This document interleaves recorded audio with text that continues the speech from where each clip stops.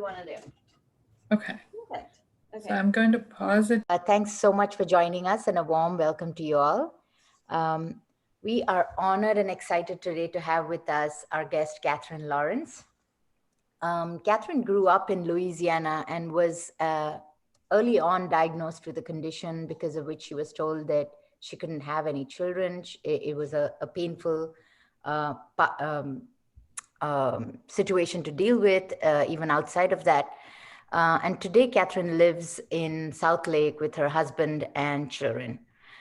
She's one of the warmest, sweetest people I have ever met. So full of positive energy. So happy to know you, Katherine. Katherine is a nutritionist and the owner of Food Saved Me in South Lake. And today she's going to share with us her story of overcoming the reproductive disease using nutrition.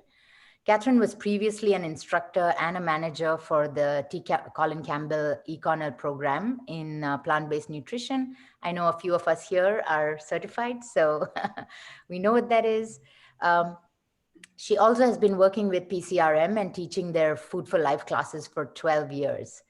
At Food Saved Me, Katherine offers nutrition and cooking classes to the community. Throughout the pandemic, she has been moving her classes online. So you can find those classes on foodsaveme.com. Food Saved Me is also a Salad Master cookware dealership. So if you're looking for healthy cookware that preserves those precious nutrients in your food and also does not add any dangerous metals, plastics, or chemicals to your food, just message Katherine to see a private demonstration. You can also request that same thing on the website, which is foodsaveme.com. So thank you again for being with us today, Katherine. And I'm going to hand it over to Meeta for some housekeeping points before we move towards the demo. Hello, everyone. Thank you for joining us this Sunday morning.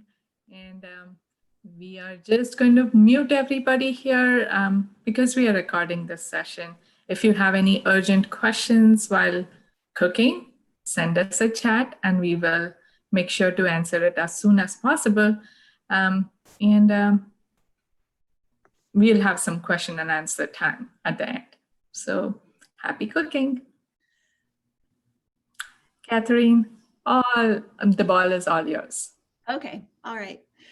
Okay. Hi, everybody. Thanks for joining me on Sunday morning. And I'm really excited to connect with other pods. So they've asked me today to speak about my story and how I got here. I honestly didn't think that I was going to be doing this when I grew up. So I want to give you some of my background. I'm from Louisiana, so I'm Cajun. I was raised on a very rich Southern diet, which tastes so good, but wasn't so good for me. And I think my relationship with food started probably at birth. For me, food is love. It's, when I love somebody, I make them food. When I'm mad at my husband, like I don't cook for him, it's kind of like my love language. Not that happens often, but I think it's so much ingrained in my culture that I was raised in, how important food is to our relationships and things like that. And I never approached food from a perspective of what can it do for my health sort of thing until I was forced to. So I ate this traditional, very rich diet my whole life.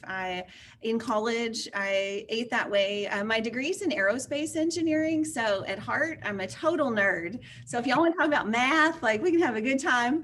After college, I was in the Air Force for 5 years, served in Iraq at the beginning of the war. Long time ago. And I got out and I ended up here in the Dallas-Fort Worth area because I got a job as an engineer working on helicopters. And I worked there for several years, and food was such a big part of who I was throughout that journey. In college, I cooked for all my friends. We'd have dinner parties. In the Air Force, I would cook for the team, all these gumbo and etouffee and bread pudding and all that. And I did the same thing when I was working here as an engineer. And about 16 years ago now, I was 27 years old. and I got really, really sick. I was at home on short-term disability. It went on for almost a year, back and forth, trying to figure out what was going on because I had tremendous abdominal pain, but they couldn't quite pinpoint what it was. And I kept getting misdiagnosed with digestive diseases that I didn't have. So eventually I made it to a doctor who figured out what it was, and they determined that I had stage 4 endometriosis and ovarian cysts and uterine cysts.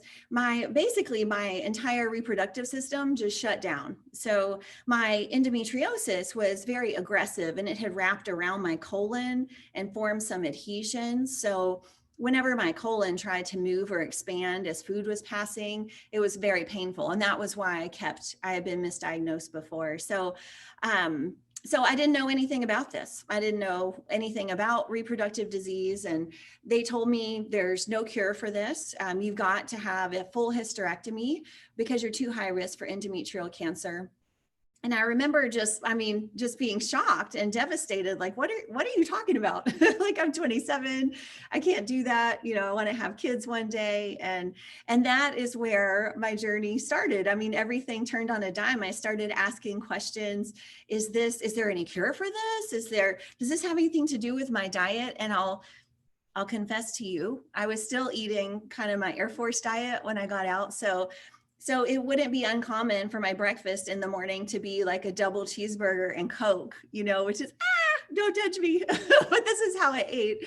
And when I was in the military, I had no real repercussions of that I could see because I was exercising so much regardless of what my diet was. I was staying thin. So that was my definition of healthy, given what I knew. I'm like, well, I'm not overweight, so I must be fine. But then fast forward to, I continue eating that way. And then when I was an engineer, I'm sitting in the cubicle all day. I'm not exercising, nobody's yelling at me, making me go run every day. And then these problems they started to show themselves physically. So I was overweight at the time. I was actually on medication to lower my cholesterol. I was starting blood pressure medication because I had high blood pressure at the time. So all these other things were going on and I never quite connected it. So then when I got to this diagnosis with all this reproductive disease and I was asking, is it my diet? Is there anything I can do about it? And they said, no, there's no cure for this. We don't know what causes it, but there's nothing that you can do. You've got to have this hysterectomy. And I remember feeling just so deflated. I was like, this doesn't make sense. I don't understand. I knew nothing about nutrition and health really, beyond gauging my health based off of my weight. So I went to several doctors and asked these same questions and was just told, no, there's no cure for this. You need to do this. You're just too high risk. And luckily, my mom wanted grandchildren so bad, she dragged me begrudgingly. Like, I was very hesitant. She dragged me to a nutritionist, and that nutritionist started talking to me about certain foods and how they are not so good for a woman's reproductive system, and foods that were beneficial and that could help rebuild my reproductive system. And I was just shocked. I mean, I was like, oh my God, I've never heard this before. I didn't want to do it, but I did want to tell my mom that I had tried everything while I was waiting for this hysterectomy, because it was scheduled, but it was several weeks out. And then I met with this nutritionist. I'm like, oh my gosh, I'm going to have to try this. It's not going to work.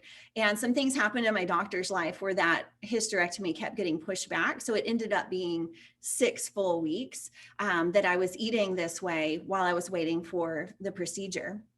And I think we've got someone in the waiting room who needs in. So I started working with her, and she asked me to take meat and dairy out of my diet. At that point, I mean, the only thing left is sugar, really, from what I was eating. And so then she asked me to take sugar out, and I was like, I'm going to die. So I remember that night just being totally confused. I went home, I was feeling sorry for myself. And what I do, I eat my feelings. So I remember I made a big pot of gumbo, and I think I had some beer with it. And, And then woke up the next morning and realized, okay, I have to do this. So I did it, and I had no idea what I was doing. And y'all, I have to tell you, I didn't know that rice was brown. Rice is a huge part of the Cajun, it's a staple in the Cajun community.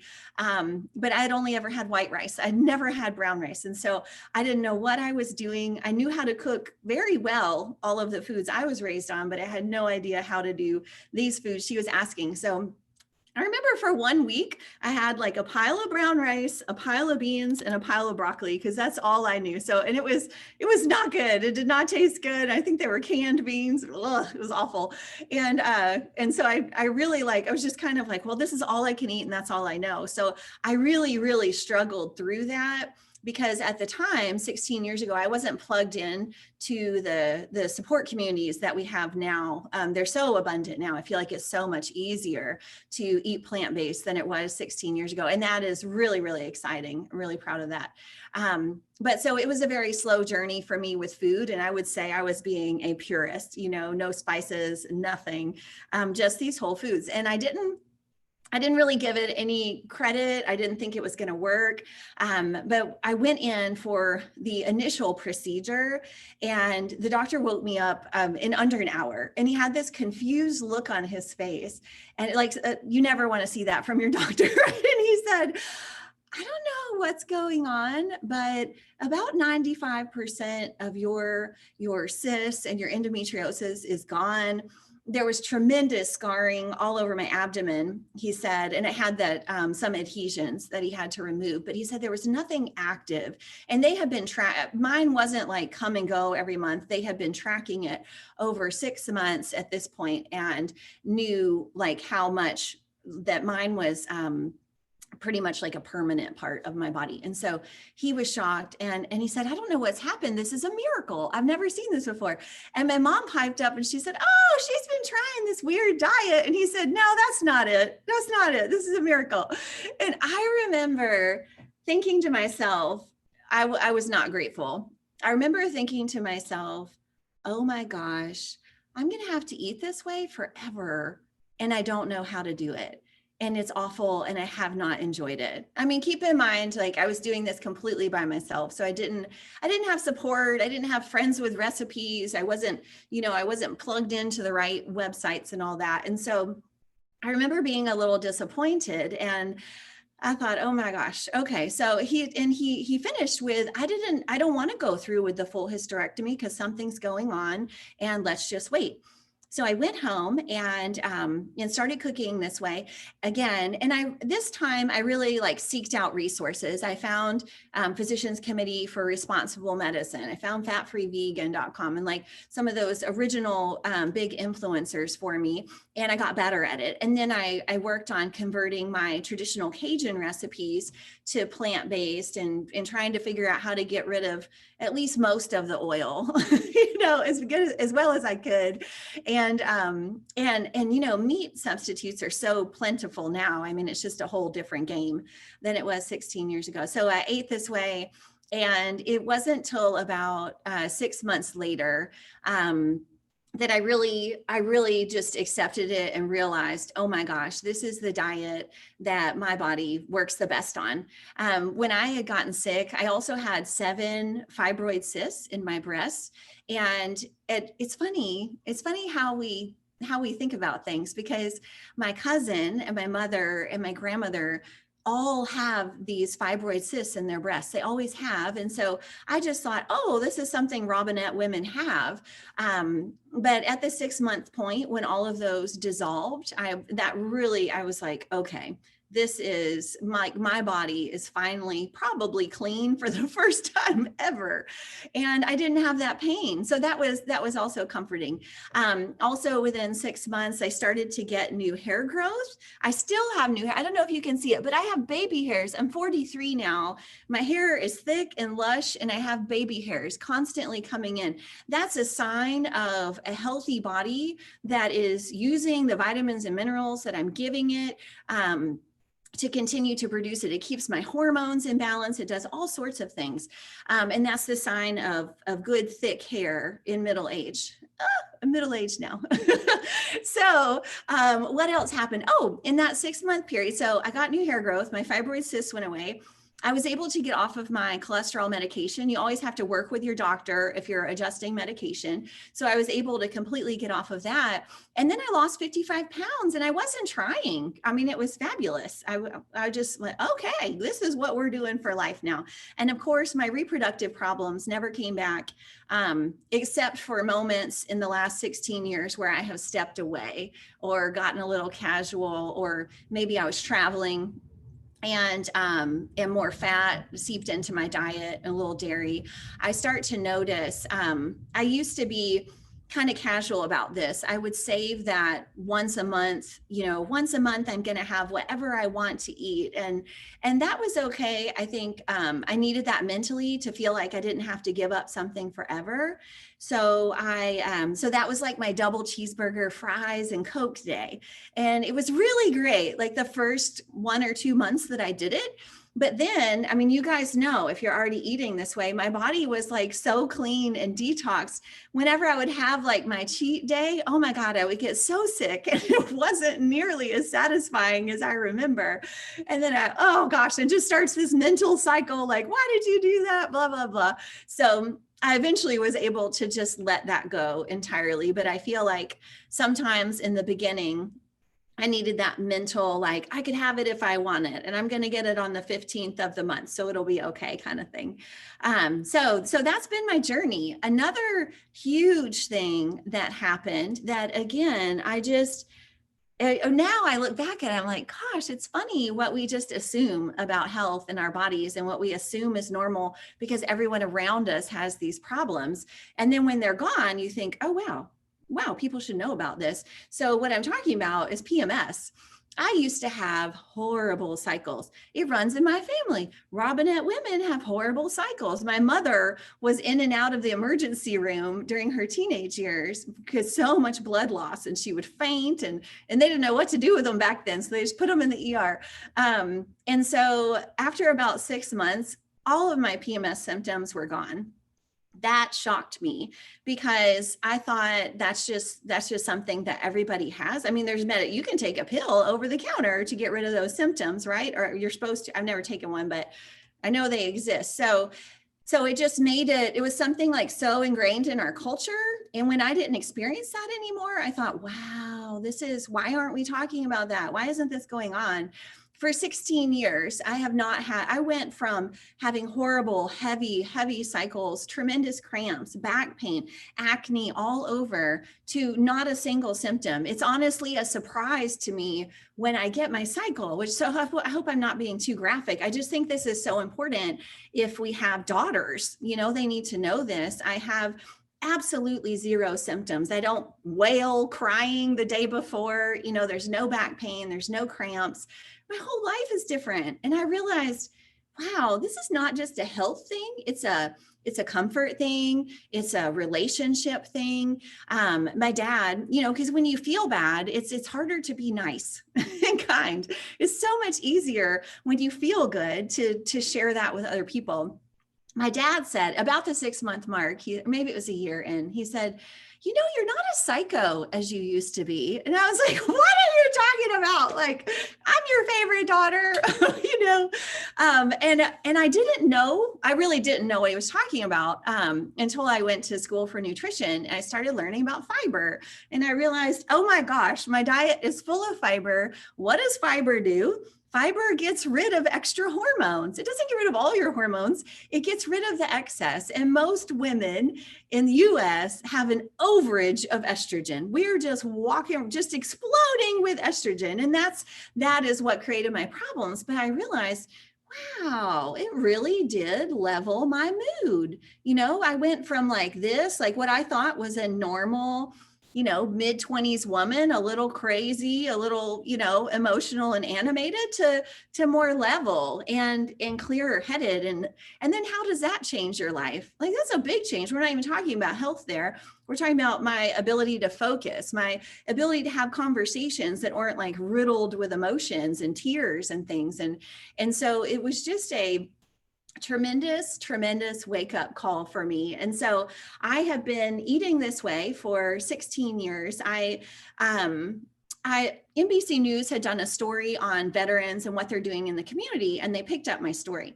And I was still an engineer at the time. As I was healing, I was going through this amazing journey kind of privately. And then when that happened, all of a sudden I got hundreds of emails from women that said, I've been in the same situation. No one told me I had options. I had the hysterectomy. And I just remember being up in the middle of the night reading all these emails thinking, oh my gosh, why aren't we talking about this? Why aren't we doing anything? And I just spent a lot of time praying about it. And I realized like, I'm not going to be an engineer anymore. I'm leaving. Like, I gave my notice and I went to school for nutrition, and I've been teaching now for 11, 12 years. And it's been remarkable what I have seen, even though my experiences with reproductive health and heart disease type stuff, what I've seen since then teaching is just the power of a healthy diet. When we're feeding our body good, whole, clean foods, the things that can come out of it. I've taught over 8,000 students since we've had Food Save Me here. And I've seen benefits for arthritis, rheumatoid arthritis, multiple sclerosis. My mother has Parkinson's. She was diagnosed 14 years ago now, and we are able to tremendously slow the progression of that with her diet. The fact that she's walking, she can babysit my kids, all that. And then cancer, heart disease, just everything. It's really fascinating. Acne, reproductive issues. I'm just trying to think of erectile dysfunction. I have seen a connection to just about every disease. I've seen it live and in person what happens when someone makes a small change. I forgot to tell you the best part of my story. I think it's because I cry during that part, but I went on because they told me I was completely infertile. They're like, you'll never have kids. There's so much damage to your ovaries. So that's my big surprise. I went on to have kids. I have 3 sons, and they are now 3, 7, and 9. So I do want to talk about that for a minute because if you do the math, I've been eating this way for 16 years. So my oldest son is 9 years old. So so I was eating this way for quite some time, and I wasn't married at the time when I got sick, so I wasn't actively trying. It didn't take us that long to get pregnant. I think it took us about a year or so. So then the new questions come up. Can you do this when you're pregnant? And, I was getting advice from the doctor, and we actually were using a nurse midwife for our delivery. And even though I felt like she was very progressive, she was very, very concerned about my diet. And so I actually made a chart because I said, what do you want me to eat? Tell me what you want me to eat. And so, but I broke it down because she said meat. And I said, well, that's protein. So I made a chart, being like an engineer nerd. And every day I had like boxes. I had to eat 10 blocks of protein, which would equivalent like, I don't know. I can't remember now, maybe half a cup of beans or something, but you get protein in every plant food. I was trying to educate her on that, but like beans, and I'd have a block for whole grains and vegetables, fruits. She said she didn't, I had to also educate her. I think this happens a lot, and she was open to it, thank goodness. But like I said, I need more fruits than you're putting in here. It's ridiculous. Like fruits are full of phytochemicals. I need berries. The brain is developing. Like, what are you talking about? Banana? Like I need all these berries. So I had all these blocks and some water. And I showed her and I said, if I do this and I track my food, will you still take me on as a patient? Will you support me on this journey of plant-based? Because my body works better on it. I couldn't have children when I ate the way that you're telling me to eat, and calcium, all that. So I printed it, and there's like 200 copies of this. So every day I tracked it for her and showed it to her. And I'm telling you this because I have seen it myself. People will heal themselves on a plant-based diet, or they're trying to become, they're infertile and they're trying to get pregnant. And then the moment they get pregnant, there's so much fear around that. They abandon the diet that saved their life. They abandon the diet that gave them the ability to get pregnant and have a child. And so us being able to do that, and show her, we went on, my sons are huge. I do want to tell you, it's not just my diet. My dad is 6'7". So I want to give that disclaimer, but my first baby was, 11 pounds. It was big. He actually got stuck. We didn't get to do the natural birth we wanted. But then I went on, and 2 years later, got pregnant right away. 2 years later, that baby, William, was 10 pounds. And then there was quite some time in there. And then, oops, surprise, I turned 40, got pregnant again. I'm like, oh my God. And that baby was 9 pounds. So I have big, healthy, strong babies. I mean, they come out looking like linebackers. And it was that's what the doctor said, like, oh my God, this was made for football. He doesn't know we have no coordination in my family. But so I've got these sons, and now they're babies. Now everybody's saying, well, are they getting calcium? Where are they getting their iron? And so it's an education, not just of the doctors and nurses that I was working with, but people in my family, concerned grandparents. I know that they get better sources of calcium from beans and dark leafy greens. And of course we breastfed. But when they're on to solid foods, we're having green smoothies every day. Like one of the first solid foods my kids had was beans that were mashed. So I think, so it's doable with kids. That's my message to you. It's doable. It's the best thing you can do for them. What you eat while you're pregnant, specifically the third trimester, and while you're breastfeeding, sets the taste palette for your children. So that third trimester, that's the hardest. I mean, because I was like a machine, like I couldn't stop eating. And so that's when you need to have the most self-discipline with it. Of course, I increased my fat during my pregnancy. I tried to have an avocado almost every day, to watch out for that stuff. But my kids now are thriving. My 9-year-old, he just actually skipped 3rd grade. So he went from 2nd to 4th. And I'm not bragging. I'm telling you that they're smart. There's nothing wrong with them. They run, they chase each other, they beat each other up. I mean, they're normal boys. They climb trees, they fall down, they get hurt. But you know what I notice is different when my kids get sick? Because we're in that growth stage, 3 and 7, and like runny noses and viruses. They don't get sick very often. And when they do get sick, their body processes it. It's about 12 hours, 12 to 24 hours at the most. And most of the time I have to ask them, because it's like a behavior issue. I'm like, what, are you not feeling well? And I'm like, oh, you have fever. Did you know that? Like, what's going on? But their body just processes it so much better. And I know that is because of the diet that I feed them. We have smoothies, green smoothies every day. Make sure they're getting their dark leafy greens. We have salads often, tons of vegetables, obviously, and beans.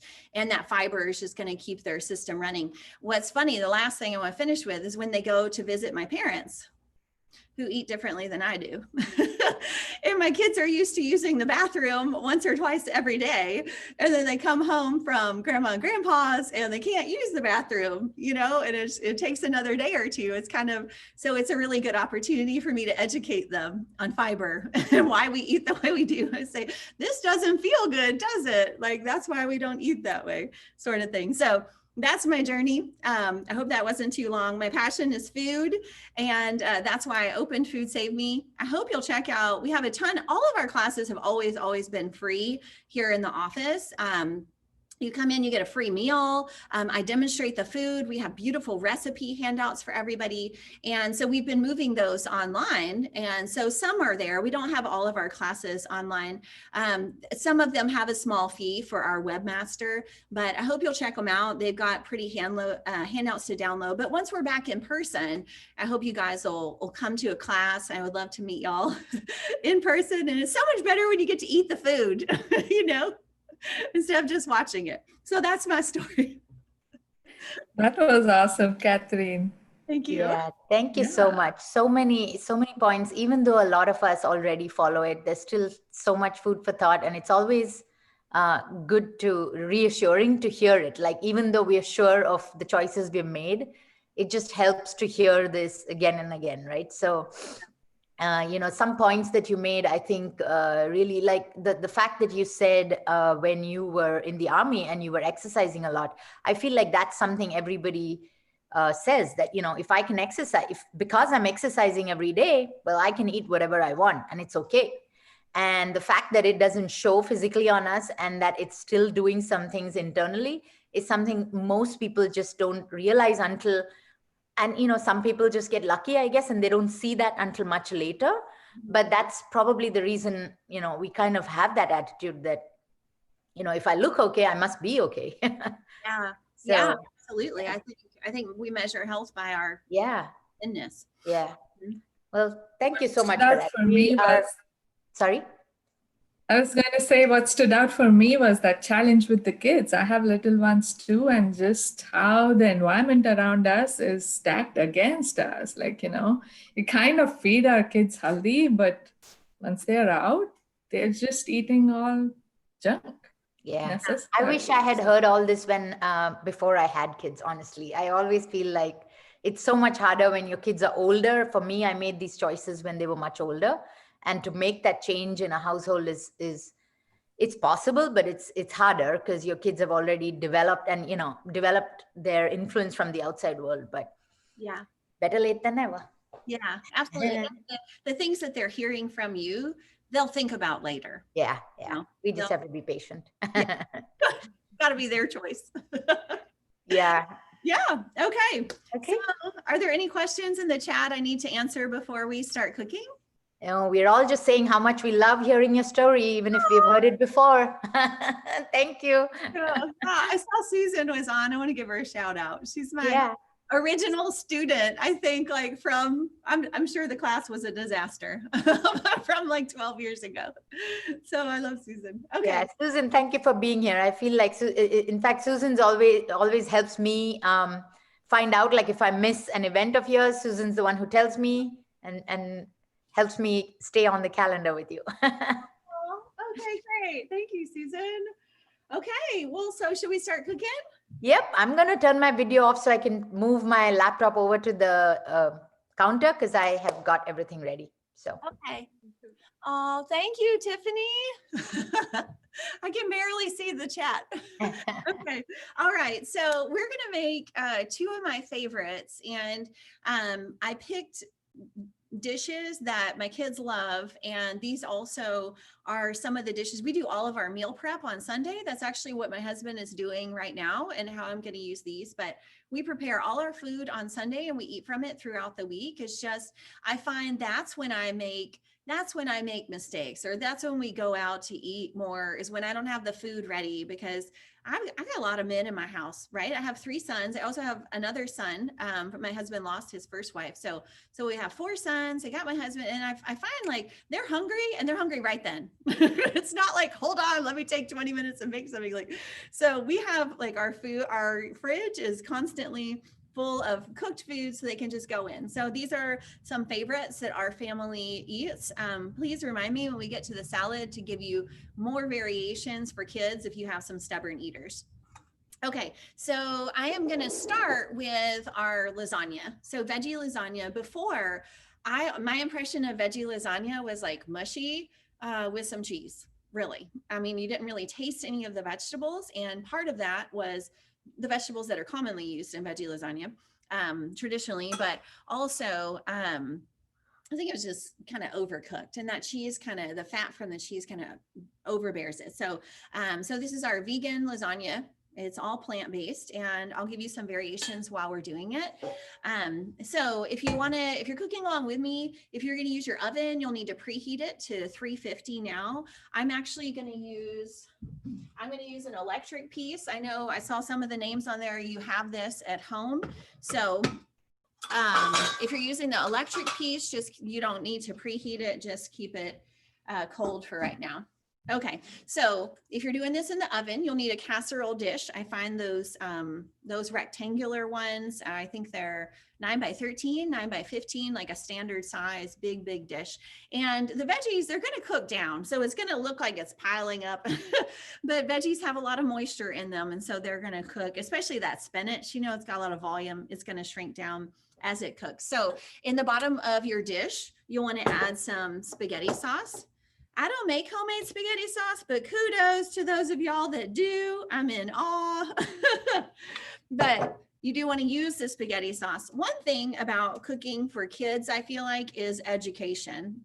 And why do we eat this way? Especially my 7 and 9-year-olds at school, there are discussions at the lunch table, like, why does your lunch look different than mine, and all that. And so if you have men in your life, tomatoes are really, really important. Cooked tomatoes specifically. Tomatoes are rich in lycopene.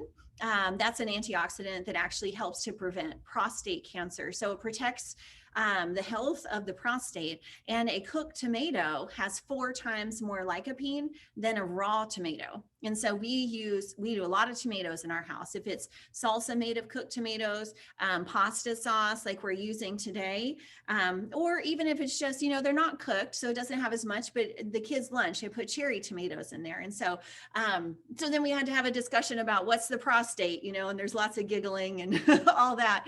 But they go to school and they eat all their tomatoes now because they understand why they need those tomatoes and what it's going to do for them. And so if somebody makes fun of it, they're like, I have to eat all my tomatoes and I'm not sharing them with you because I want to have a huge prostate and all that. So I think education is just really, really important for kids so they understand, and then they can be more leaders and educate their friends. So you got some sauce on the bottom, and now I'm going to add some sweet potato. So this is a raw sweet potato, and I've left the peel on. Okay, you need to wash it. Please wash it, but don't peel it. In our root veggies, like potatoes and carrots, radishes, most of the nutrients are within a millimeter of the skin. So if you peel that skin off, not only are you going to lose fiber, but you're going to lose a lot of the nutrients in it. And the sweet potato, hold it up. See, it has that beautiful orange flesh. That is beta carotene. So sweet potatoes are really rich in beta carotene, and that is important for women. Women who regularly have beta carotene rich foods have shown to lower their risk of breast cancer. And it's anywhere from 20 to 30%. So that's substantial. So ladies, we want an orange food every day. Sweet potato, pumpkin, mango, carrots, but also what's orange that we don't think about are dark leafy greens, broccoli, Brussels sprouts, collard greens, mustard greens, all of those, kale. They're all rich in beta carotene. You just can't see it because that green chlorophyll covers it up. But I'm sure you've seen your broccoli get old as that chlorophyll, that green color fades. You see that yellow orange. That's beta carotene. So let's try to have one of those every day. They'll be very beneficial. But I think this is the most important step in the lasagna, especially if you're cooking for a reluctant eater or a child who's picky, because that sweet potato makes it gives it a nice sweetness, I think. So it's not overpowered by vegetables. I'm not using onion in my lasagna. You totally can. It's delicious. My kids are not going to eat it if there's onion in there. So next, I'm going to, and cut that sweet potato very small, like grate it because it's a hard vegetable and we want all these to cook at the same time. So next I've got a zucchini. So I'm going to cut this one a little bigger. This is more like a julienne cut or a hash brown. Let me hold that up so you can kind of get an idea for the size. And then, so that's going to give us folate, vitamin A, and vitamin C. And then I'm doing the same cut on the squash. And these are very moist veggies, so they're going to help that sweet potato to cook too. All right, so that's that kind of same size cut, and then I press it down.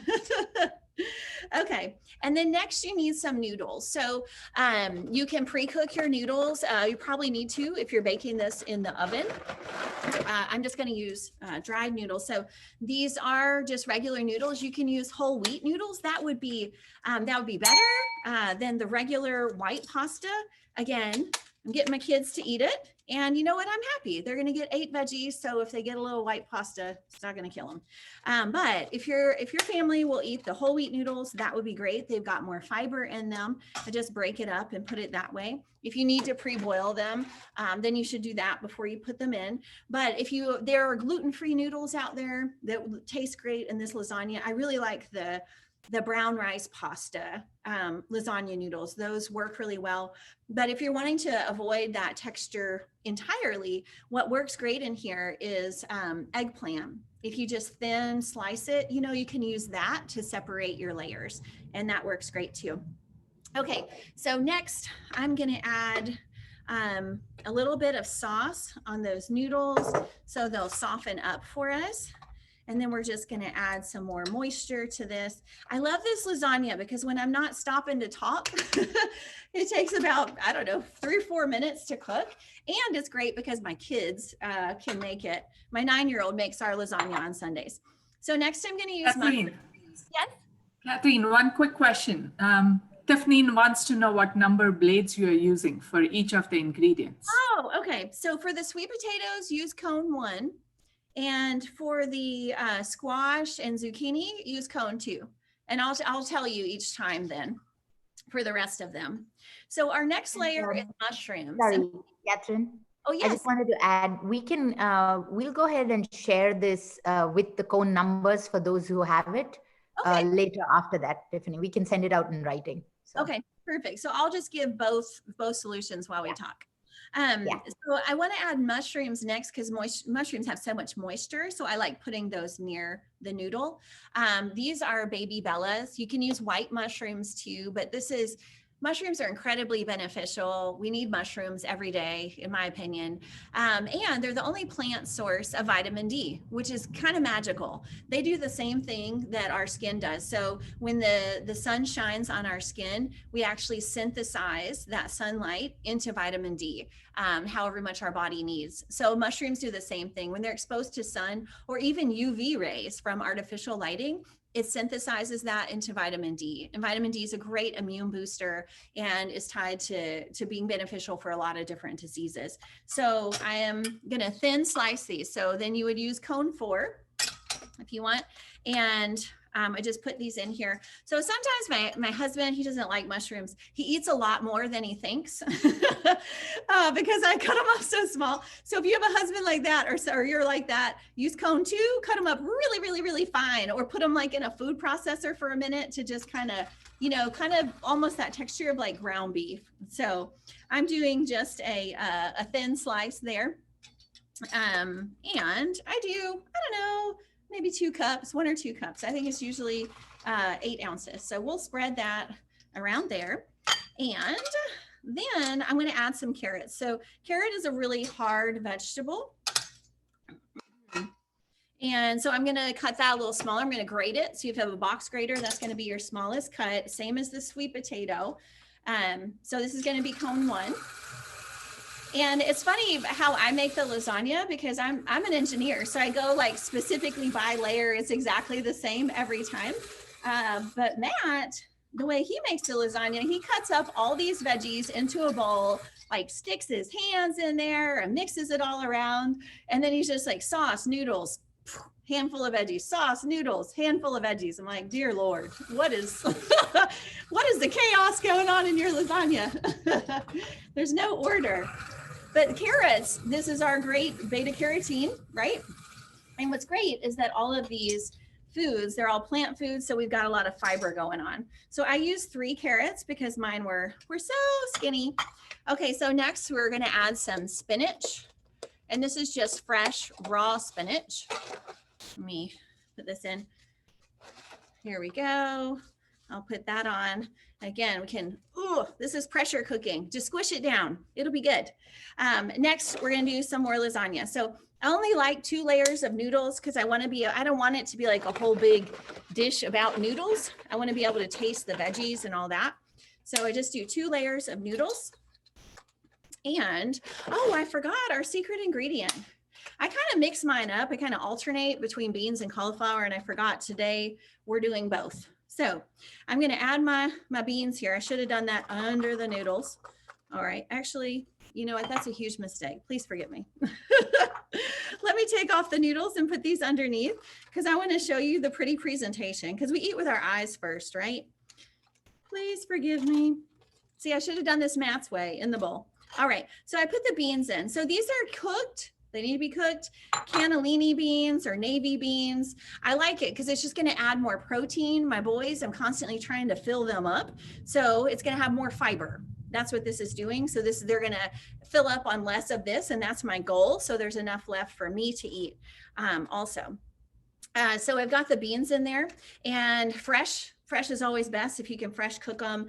I like to, I cook my beans a couple times a year, and then I freeze them. I put them, once they cool off, I'll put 1.5 cups in a Ziploc and freeze it because that's the same quantity that's in a can, and most recipes are based off of a can. So that's a great way to just have beans handy all the time. Beans will keep in the freezer for 6 months after you cook them. If you're using canned, then I would recommend just rinse them off really well. It helps to degas them and remove some of that sodium. All right, okay, so now we have almost everything on here. I'm gonna put the rest of my sauce, and this is a 40-ounce jar that I use. And then now I'm going to add some cauliflower. One, because it's cruciferous, which is fantastic for us. They help to arrest the growth of cancer cells. But second, I'm using cauliflower because we eat with our eyes first. And I'm not always feeding people who are under my control in my house. Sometimes I'm feeding people who still get to choose what they eat. And I want them to love this. I want them to look at it and go, oh, that looks like cheese. But it's not cheese. So I'm going to cut this into like a little hash brown cut, any kind of like, I'm basically going to rice the cauliflower. So that's cone 2 if you're using that. So I'm just going to put it in here and I'll show you. And this is going to be great over Zoom because you're all looking at a distance. So it literally looks like cheese, but this is going to be giving us all that great cruciferous veggie. We're getting all this extra fiber, vitamins, and minerals. And I'll hold this up for a minute. So this is our quick veggie lasagna. And if you think about it, what do you think? Does that look good? Yeah. And think about everything that's in here. I wasn't counting. I think I used like 8 or 9 veggies. It's crazy.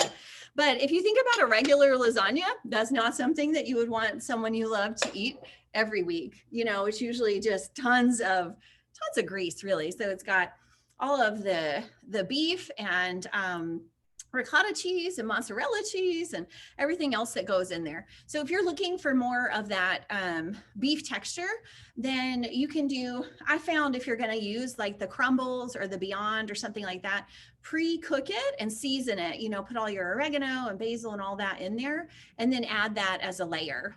So get it nice and cooked where you want. And then because in here, it's really just going to heat to warm. Okay. So if you got this, we'll plug it in. We're going to turn it to medium. And when it clicks, we'll turn it down to low. If you're doing this in the oven, you're going to want to bake it at 350. I usually do, I would recommend that you cover it for the first half hour and then bake the rest of it uncovered. So it'll cook through for about another half an hour or so. And that's it. This is veggie lasagna. So this one, compared to the traditional veggie lasagna, this is health promoting. You're actually going to feel good when you eat it. You're not going to go into that little food coma where you have too much nitrous oxide and you can't breathe. You're going to feel good after you eat this, and it's fantastic. And the sweetness of the sweet potatoes is my favorite thing. So I just love it. I have seen some people actually, instead of using a marinara sauce, use a pureed sweet potato sauce too. So that's a good idea. And then with that, it's popular to use black beans instead. But I really, really like these cannellini beans in here, or navy beans or Great Northern, whatever you can find. They just kind of have like a soft, sort of buttery texture. And it's surprising to people when they're like, whoa, there's beans in the lasagna, but then they love it. All right, so here's our lasagna. Yum.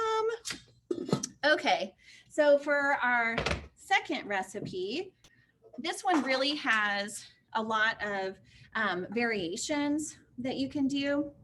And put some cauliflower in there. So this is our mango cabbage salad.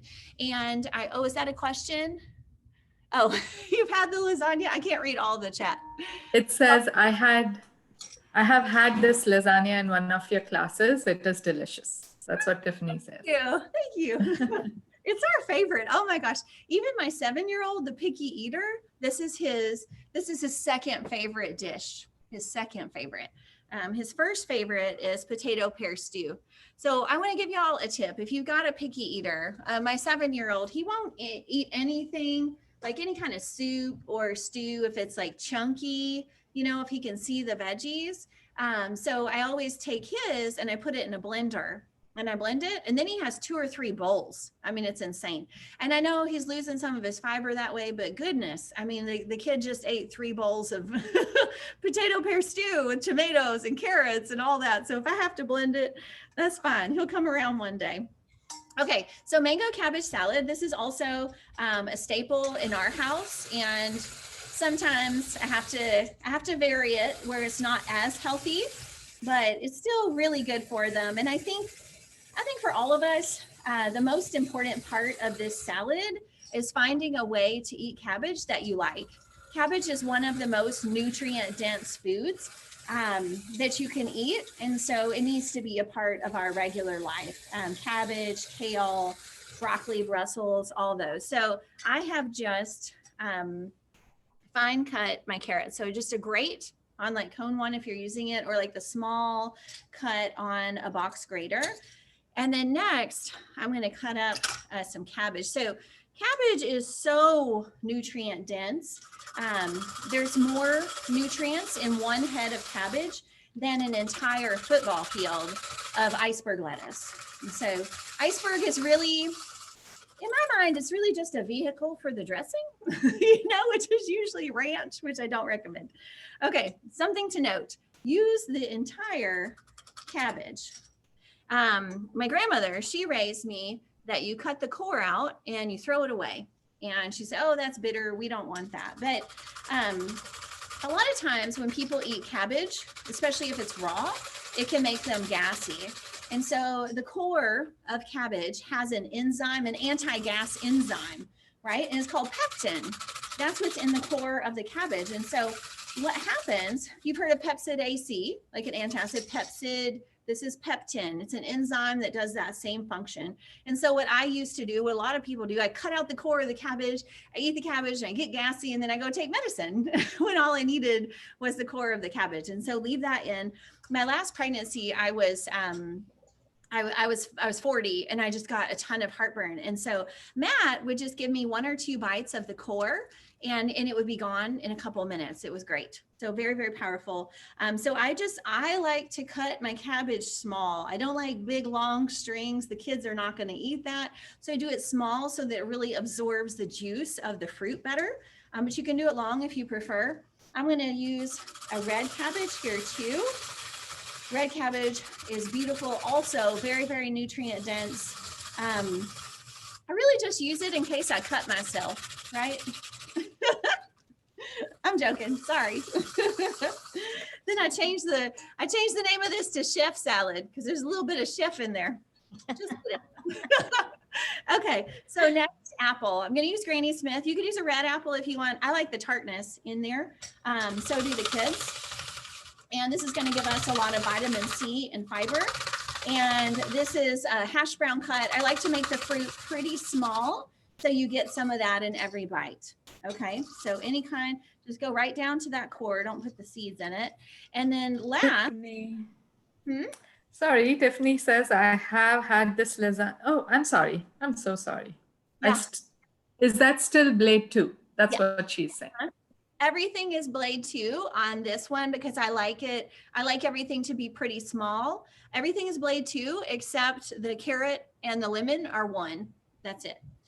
So mango. This one is very ripe. So this is not going to be pretty, but it's going to be delicious. I have one that's like it's too hard. I don't feel like it would be sweet. And since I'm going to eat it, I want it to taste good. But it'll be a little bit messy. So mango, I wash it and I just leave the skin on. That's just going to give us a little bit more fiber. All right. Oh, beautiful. This is great. And so that mango is also giving us beta carotene, but also for my picky eaters, they love it with the mango. Another variation that I do, I'm gonna have to wash my hand before I move on. Another variation that I do sometimes that's great in this salad that goes really nicely with cabbage is strawberry. So I'll just mince out, I'll just cut up the strawberries real small. They give a lot of great juice for this too. And that'll work. Okay, so this is, oh my gosh, juicy mango all over. That's gonna be delicious. So don't skip the mango. It's a great way to get the beta carotene. And then lastly, instead of like a fatty, creamy coleslaw dressing, we're gonna use some fruit and some citrus. So today I'm using a lemon. You could use an orange too if you want. Sometimes the kids prefer the orange. Sometimes I'll use lime. They're not big fans of that though. So we'll take cone one. And, or if you have a microplane at home, you know, the long thing, you can get that off there. There's actually more vitamin C on the outside of a citrus fruit than on the inside. And so we just want to get that, and it just gives this great kind of tanginess and depth of flavor. And you just want to gently press, no matter what you're using. If you're using the Saladmaster machine or if you're using a microplane, you want to do this gently. You do not want to get to the white part. That's very bitter. If you press down, you get that white part in there. It's very pithy and bitter, and it's no longer like a, no longer a great salad. So I've got my lemon zest there. Now I'm gonna just use some lemon juice, and I really don't need a lot. That mango is so juicy, and so were the apples. Let me get that in there. And I want to give you a variation. So sometimes the kids don't like the tangy lemon. Wow, that is a juicy lemon. Sometimes they don't like that tangy lemon. So I do use the orange, or I skip it.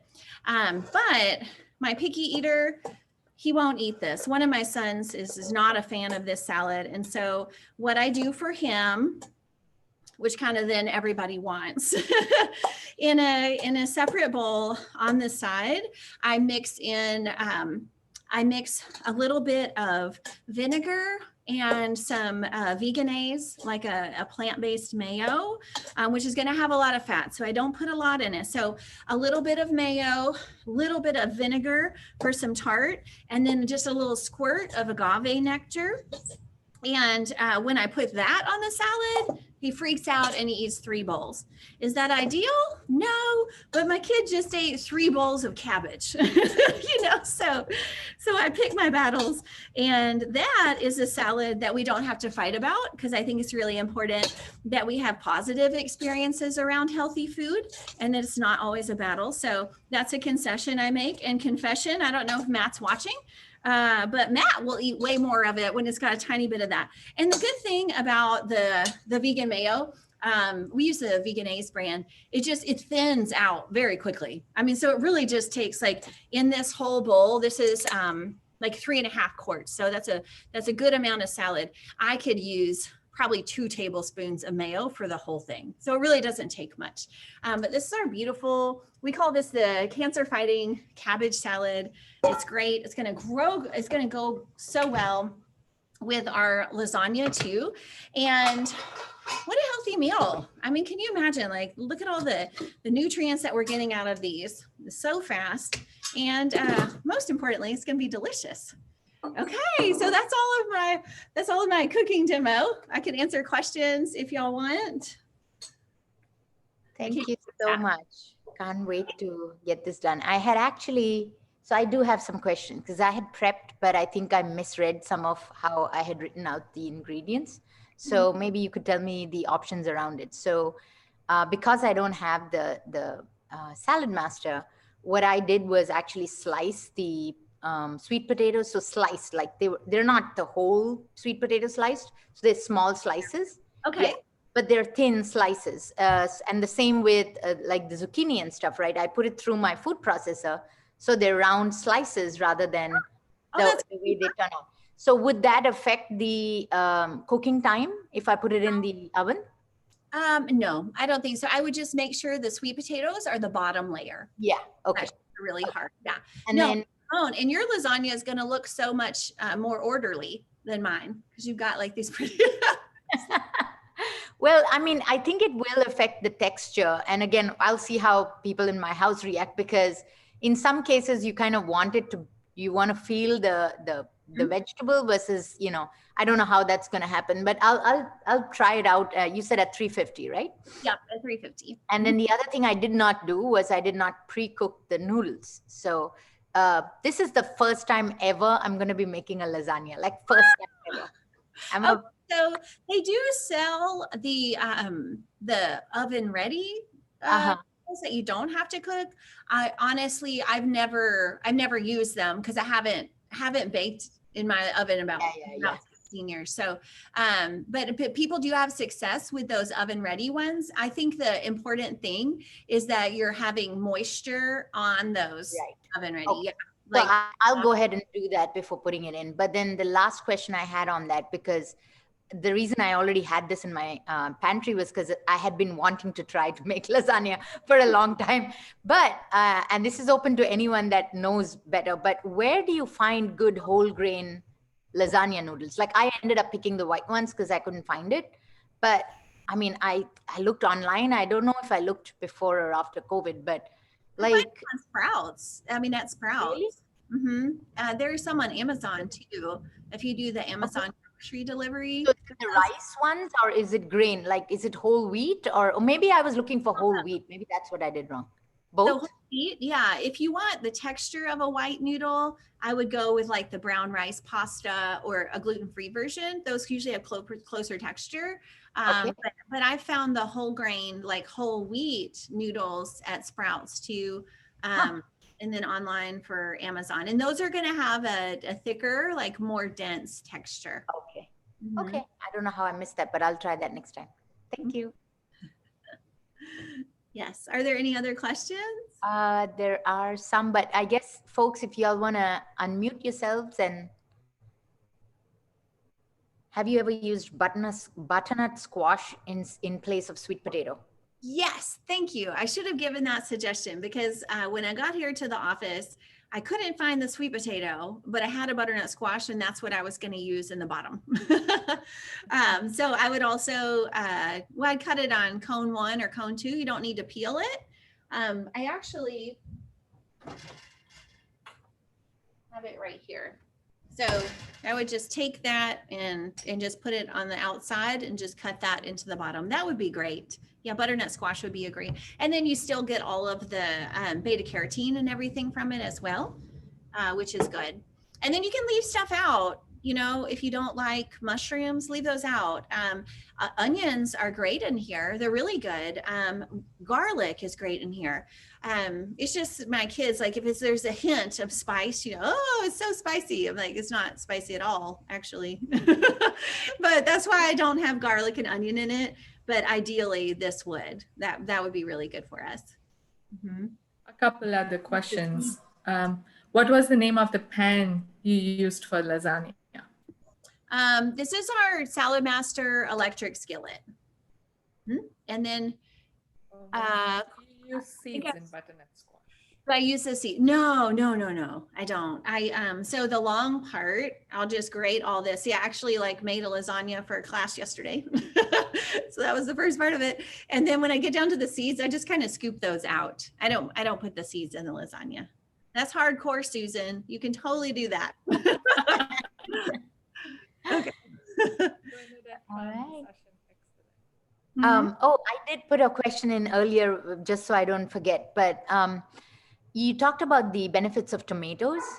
I'm somebody who's had a kidney stone in my life before, and I was told at the time that I wasn't a plant-based eater those days, but I was told that excessive tomatoes can cause that. Do you know anything about that, or does anybody in the group know? Yeah, that's actually a common that's a common thing that doctors are taught in med school. Also, they'll say like for gout, don't eat beans and don't eat nightshades, but it's actually the opposite. On a standard American diet, yeah, tomatoes can cause create some of that acidity, but most of the acidity related to kidney stones is from animal protein. It's so acidic, and dairy, what happens is those amino acids, when they're breaking down, they make our blood very acidic, and it's got to balance itself. And so the best alkaline thing we have is calcium from our bones. So the more acidic our diet, the more calcium we lose. And then the kidneys are the filter of all things. So they've got to separate that. And that's so diets, and PCRM has a great fact sheet on this if you Google it. But Okay. kidney stones are mostly largely attributed to a diet that's high in animal protein, either from dairy or meat. So what I found is that you don't have those symptoms when you're eating a plant-based diet, and even if your diet is full of tomatoes and other nightshades. Same with gout. They actually need to be eating more of those and more beans and things like that. I mean, I kind of thought that even when I went through it, because personally, I wasn't huge on meat or dairy. I did eat it, but it wasn't like the standard American diet. But even so, about a year before I got the kidney stone, I had completely upped my milk intake, like huge amounts, like compared to what my body was used to. So I personally attributed it to that. But then, at those times when I read it, I was like, okay, because we do use a lot of tomatoes in our cooking. Oh yeah, that's good. They're so good, especially if you have men in your life. They need at least 2 cups of cooked tomatoes per week, at least 2 cups or more. So I'm glad that you figured that out on your own. I've also seen that with, I actually had a student during this who got kidney stones, and she's so fearful of what she might catch. She's been overloading herself with supplements and also doing protein supplements, which are full of whey. The ones she was taking were full of whey protein. The dairy protein is very acidic, and she's in the hospital right now with kidney stones, and she's young. She is 22. So you can also do it that way, but the root cause is whatever creating acidity. A high salt diet can also lead to that as well. Sodas, things like that. Yeah, Tiffany had a great idea. If you could post the pictures of this meal once, Sure. that would be great. Yeah, I will. Do you want me to text them to y'all or just add it to the post? Either one. Either you can post it or you can send it to us. Either one would work. I appreciate it. I think I'll check in with you, but I'll write this out so that it has both the the cone numbers as well as the other one. I'll run that by you and then send it out to everybody. Okay, sure. And the Zoom takes about an hour to compile the recording, and then I can send you the link. Okay. All right. Thank you so much. Yeah, I appreciate it. Thanks for joining me. Thank you for helping us with our Sunday lunch. Thanks. Bye. Bye. Bye, everybody. Thank you for joining. Oh.